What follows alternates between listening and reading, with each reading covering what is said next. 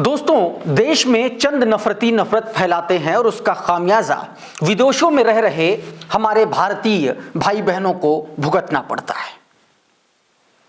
मैंने आपको बीते दिन भी एक तस्वीर दिखाई थी कि किस तरीके से कनाडा से लेकर के तमाम सारे ऐसे देश जहां पर भारत और भारतीयों के खिलाफ जबरदस्त आंदोलन शुरू हो चुके हैं और यह आंदोलन भारत में फैलती हिंसा, भारत में फैलती हिंदू मुसलमान की नफरत, ईसाइयों के खिलाफ नफरत का सीधे तौर पर खामियाजा माने जा रहा है।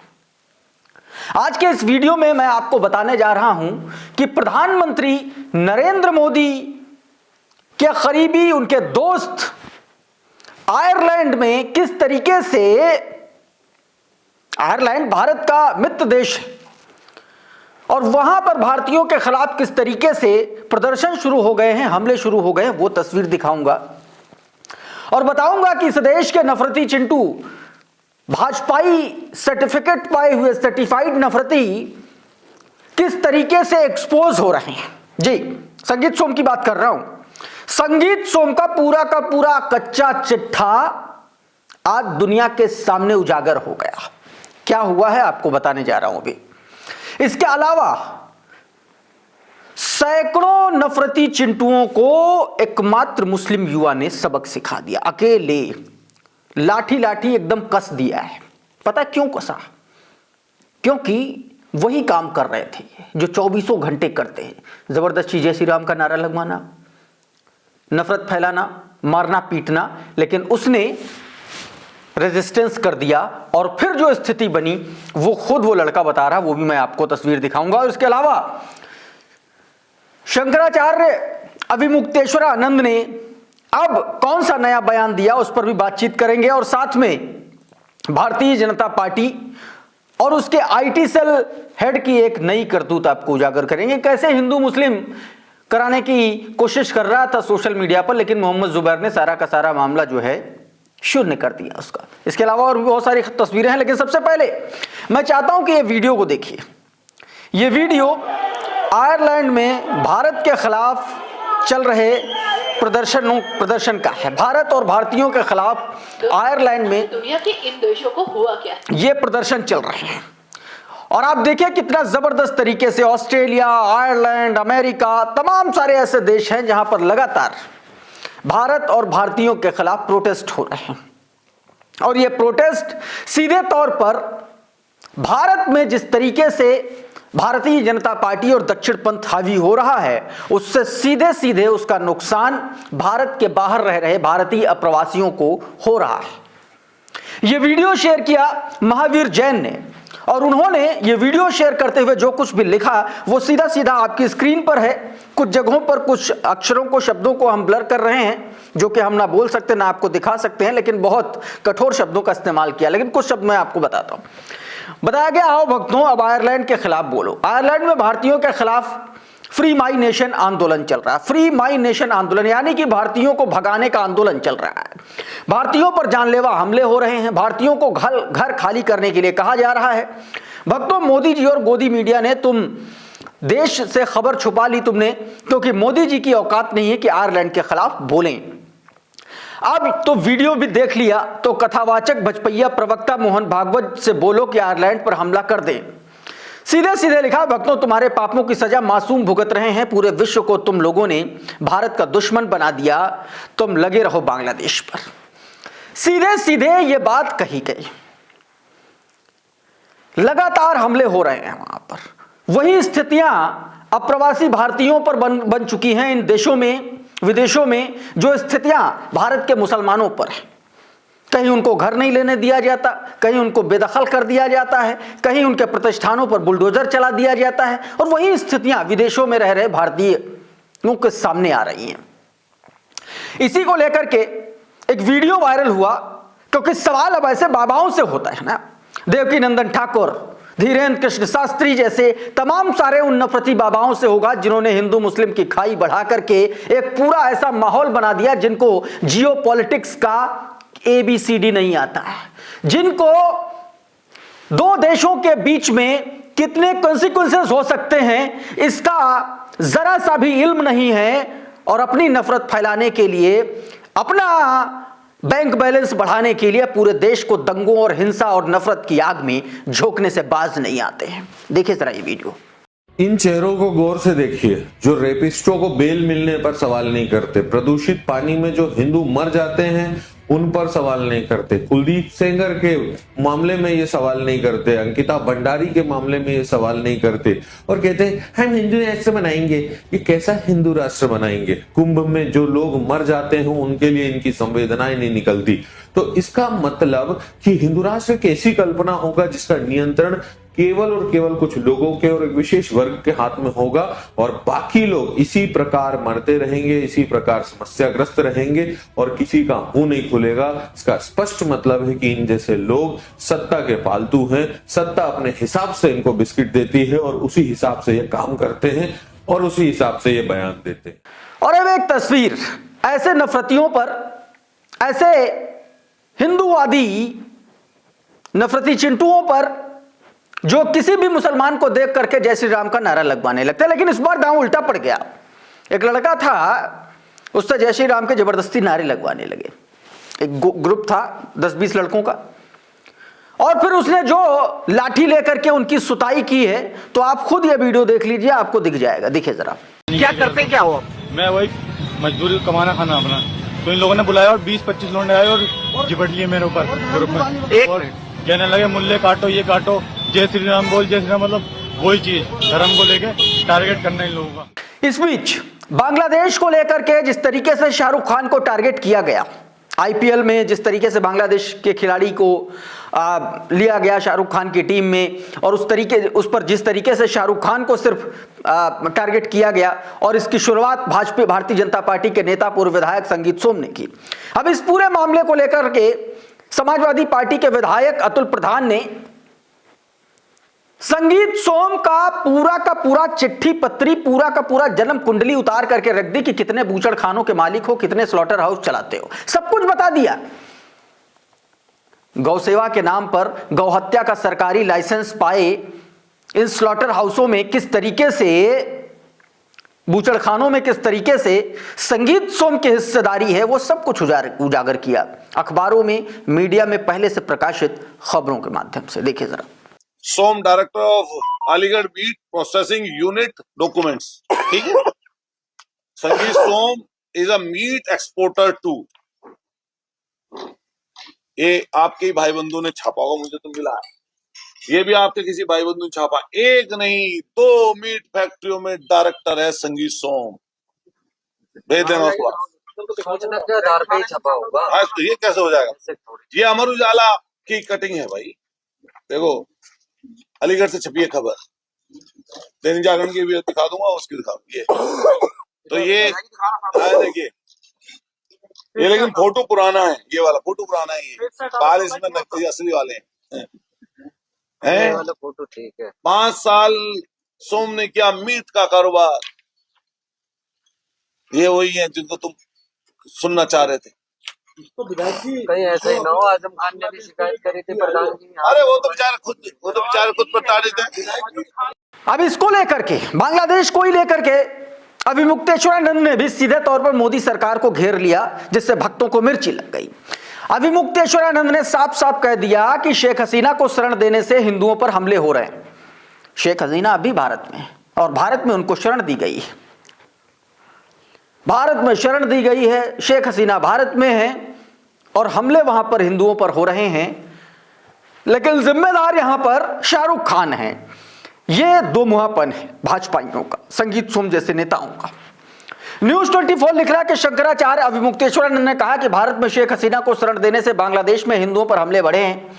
उन्होंने कहा कि शेख हसीना की वजह से बांग्लादेश में पाकिस्तान जैसा स्वभाव जाग रहा है और भारत के प्रति नफरत बढ़ रही है। अभिमुक्तेश्वरानंद ने शाहरुख खान और समाजवादी पार्टी के पंचांग पर भी अपने विचार रखे। ये बात कही।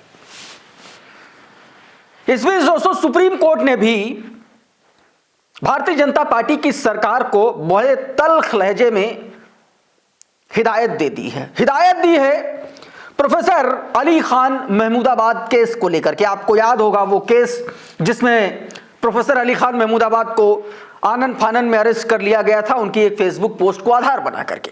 अब उस पर सुप्रीम कोर्ट ने देखिए क्या कहा है। कहा कि हरियाणा सरकार से कहा कि प्रोफेसर अली खान महमूदाबाद केस में हरियाणा सरकार नरमी बरते। यह सीधे तौर पर कहा है। आपको पता है कि ऑपरेशन सिंदूर को लेकर के सोशल मीडिया पर उन्होंने एक पोस्ट लिखा था जिसके बाद उन पर यह आरोप लगाए गए कि उन्होंने देश की संप्रभुता और अखंडता को खतरे में डाल दिया। जानी मानी यूनिवर्सिटी के प्रोफेसर हैं, लेकिन यह हो रहा। एक देश में दो कानून कैसे चलते हैं वो मैं आपको अभी दिखा रहा हूं। एक गरीब मूंगफली बेचने वाला, ठेला पटरी लगाने वाला, भारतीय जनता पार्टी का विधायक, माफ कीजिएगा पार्षद, किस तरीके से उससे गुंडई कर रहा है। ऐसा लग रहा है कि अभी वो पीटने ही लगेगा। गाली गलौज, अभद्रता, यह है भाजपा के नेताओं के संस्कार। देख लीजिए आप खुद। नहीं, मैं बात कर रहा हूँ तो अंग्रेजी में उसमें लगा पड़ा, थप्पड़ दूंगा 3-4 अभी तेरी अकाल निकल जाए। मैं पूछ रहा हूँ कुछ, ये रास्ता बंद करके कैसे बैठा है और बात नहीं कर रहा, उसमें अंग्रेजी पढ़ रहा है। सर मैं ये पहले बदमाशी तेरी 2 मिनट में निकाल दूंगा। अभी मैं यहाँ पर खड़े तो समझ नहीं आ रही बात, क्यों पूछ रहा हूँ। मूंगफली तेरा अभी बेलचे उठा के बताओ मैं तेरे को, तू यहाँ पर जबरदस्त, मैं पूछ रहा हूँ, कुछ बताया नहीं जा रहा तेरे से। तेरा पुलिस वाले पैसे। यह गुलाब सिंह राठौर है, दिल्ली से भारतीय जनता पार्टी का यह पार्षद बताया जा रहा है। अब एक और तस्वीर दिखाता हूं कि किस तरीके से मुसलमानों के खिलाफ नफरत फैलाने का एक नया तरीका इजाद किया है नफरती चिंटुओं ने, कि किसी भी महिला को, किसी भी लड़की को बुर्का पहना दो और फिर मुसलमानों को उससे गालियां दिलवा दो। कुछ ऐसा ही किया गया, लेकिन सारी की सारी पोल पट्टी तब खुल गई जब उस लड़की के पीछे रखे हिंदू देवी देवताओं की तस्वीरें लोगों ने देखी और उन पर कमेंट करना शुरू कर दिया। पहले ये वीडियो देखिए, फिर उस पर जो लोगों ने लिखा वो भी मैं आपको बताऊंगा। देखिए जरा। शाहरुख खान, तुमको भारत में प्लेयर नहीं मिला जो बांग्लादेश के प्लेयर का तुम खरीदा है। ये देश का गद्दार है। मैं मुस्लिम लड़की बोल रही हूँ, मोदी जी से हाथ जोड़ के निवेदन करती हूँ, इसको जल्द से जल्द बांग्लादेश भेज दीजिए। अब इस पर एक ट्विटर हैंडल है, वो लिख रहा है कि अरे दीदी, बुर्का पहनने से पहले और शाहरुख खान को गरियाने से पहले पीछे रखी तस्वीरें तो हटा लेती। और एक बात, मुस्लिम लड़कियों की जुबान तुम्हारी तरह लड़खड़ाती नहीं है। तुम्हारे बोलने के अंदाज से लग रहा है कि तुम 50 रुपए लेकर के वीडियो बना रही हो। सीधा एक्सपोज कर दिया गया। इस बीच दोस्तों, बीती रात एक और खबर आई। खबर दोस्तों तौकीर रजा और उनके परिवार से जुड़ी हुई है। ये तस्वीरें जो आप अपनी स्क्रीन पर देख रहे हैं, पुलिस की गिरफ्त में जो व्यक्ति है, बताया यह जा रहा है कि यह मौलाना तौकीर रजा का बेटा फरमान है। कहा गया कि बीती रात इसकी वर्ना गाड़ी बस से टकराई और उसके बाद दोस्तों पुलिस ने हिरासत में लिया और उसकी गाड़ी से ड्रग और सिरिंज बरामद हुआ, यह बताया गया। और उसके बाद हिरासत में लिया, इस तरीके का दावा किया जा रहा है। इस बीच दोस्तों, पश्चिम बंगाल से एक बड़ी खबर निकल के सामने आई, लेकिन पहले कुछ तस्वीरें देखिए। ये देखिए, ये हिंदू देवी देवताओं की जो मूर्तियां बनती हैं उससे पहले के स्ट्रक्चर्स हैं, तस्वीरें हैं, और इनको तोड़ दिया गया है। ये साफ तौर पर इन तस्वीरों को देख करके पता चल रहा है, समझ में आ रहा है। अब इस पर भाजपा का IT सेल मुखिया अमित मालवीय पूरी तरीके से इस पूरे मामले को हिंदू मुस्लिम रंग देने की कोशिश कर रहा था। उसने लिखा कि अनदर ब्रूटल असॉल्ट ऑन सनातन धर्म इन ममताज जंगल राज। पश्चिम बंगाल के ममता जंगल राज बताया गया। Around 50-60 Kali and Saraswati idols painting crafted by potter Jayanta Das were viciously vandalized outside his workshop in front of Loknath temple near Metalgarh Shantipur. यहां की तस्वीरें बताई। सीधे तौर पर सब कुछ बता दिया गया, लेकिन यह इसने नहीं बताया कि दरअसल किया किसने। यह पूरा मामला हिंदू पक्ष के ही 2 लोगों के विवाद से जुड़ा हुआ था और इसके बारे में मोहम्मद जुबैर ने इसकी पोल खोली। आपकी स्क्रीन पर देखिए क्या लिख रहा है।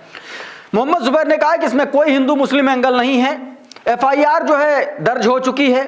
जो आरोपी है वो अमित दुबे है और असित दे हैं। अमित दे एंड असित डे, ये दोनों आरोपी हैं बताया गया। Who did the act of vandalism due to the personal greed of the owner of shop. व्यक्तिगत आपसी झगड़े में इस तरीके के घटनाक्रम को अंजाम दिया, लेकिन अमित मालवीय उसको हिंदू मुसलमान का रंग देने के लिए की कोशिश कर रहा था। यह बात दोस्तों कही गई। दोस्तों, देश में एसआईआर चल रहा है और एसआईआर के नाम पर कैसे कैसे कांड निकल के सामने आए हैं, ये आपसे और किसी से छिपा नहीं है। एसआईआर के नाम पर ज्ञानेश कुमार गुप्ता और उसके एक तरीके से उनके जो हुक्मरान हैं, या यूं कहें कि उनके जो चेले चपाटे हैं, उन्होंने क्या कांड किया वो मैं आपको दिखाता हूं। ये जो तस्वीर आप देख रहे हैं, ये Nobel prize winner Amartya Sen हैं। हुआ ये है कि एसआईआर में इनको नोटिस भेज दिया गया और नोटिस भेज करके ये कहा गया कि आप अपनी नागरिकता एक तरीके से साबित करने के लिए कहा गया। ट्वीट किया नरेंद्र नाथ मिश्रा ने, आपकी स्क्रीन पर बताया गया। चुनाव आयोग ने नोबेल पुरस्कार विजेता 92 साल के अमर्त्य सेन की नागरिकता साबित करने को कहा है एसआईआर प्रक्रिया में। चुनाव आयोग को कोई अंदाजा नहीं है आनन फानन में कि ये इस प्रक्रिया को ने उसकी साख को कितना प्रभावित किया और सीधे तौर पर हमारे देश के प्रतिष्ठित, दुनिया के प्रतिष्ठित, सबसे प्रतिष्ठित जो पुरस्कार होता है उसके विजेता और उनसे ज्ञानेश कुमार का चुनाव आयोग जो है नागरिकता साबित करने के लिए नोटिस भेज रहा है। लेकिन हमारे देश के मंत्री क्या करें, स्पोर्ट्स मिनिस्टर ऐसे ऐसे बना दिए गए हैं जिनको अपनी फील्ड के लोगों का नाम लेना, उनके फुटबॉल क्लब्स का नाम लेना तक नहीं आ रहा है। पहले जरा ये वीडियो देखिए, फिर उसके बाद मैं आपको बता दूंगा कि कौन सा फुटबॉल क्लब ये किसको क्या कह रहे थे। देखिए जरा। आज सरकार, फुटबॉल फेडरेशन और सभी हमारी 14 क्लब, जिसमें मोहन बेगन ईस्ट बेगन, मोहन बेगन ईस्ट बेगन, मोहन बेगन ईस्ट बेगन, मोहन बेगन ईस्ट बेगन।